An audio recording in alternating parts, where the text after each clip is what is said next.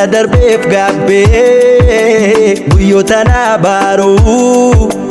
jaalala koo maddee miira koo na waaluu amma ifanaaf ta'ee hundunaaf gaaleera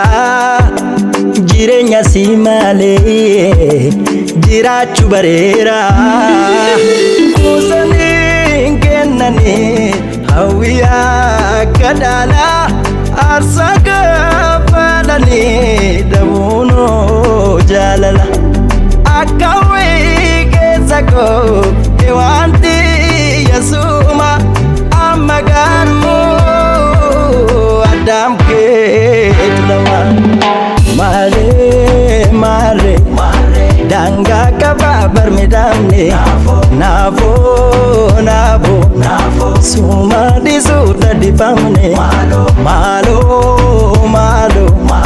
nangaafatini araara naafoo siif dhiisurra si dhiisu jaala.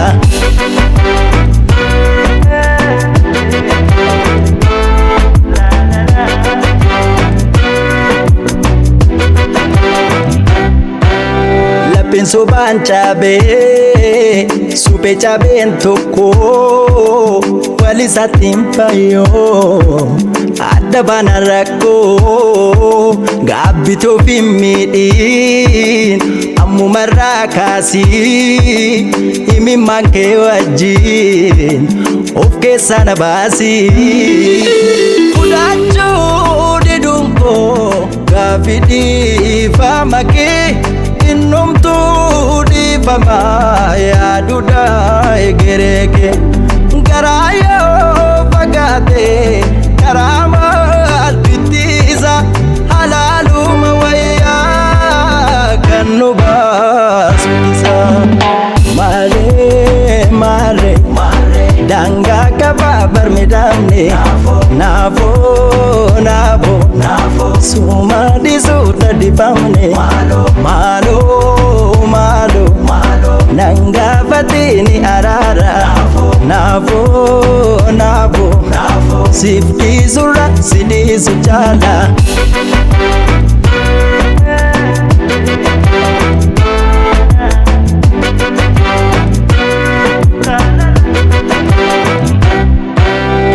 Darbee gaaboo maalikniisa jaalalaaf ofii silaan dursa gumgumaa jiraachuun godaanneessa abis murteeffadhu har'aa kaasi cita garaan hodhuun ilmoon gaabbi ofitti hin baay'isiin ceepuuf gaabbi maaree dangaa qabaa barmiidhamne naafoo suma dhiisuuta dibamne maaloo nangaafatini araara naafoo siif dhiisurra si dhiisu jaala.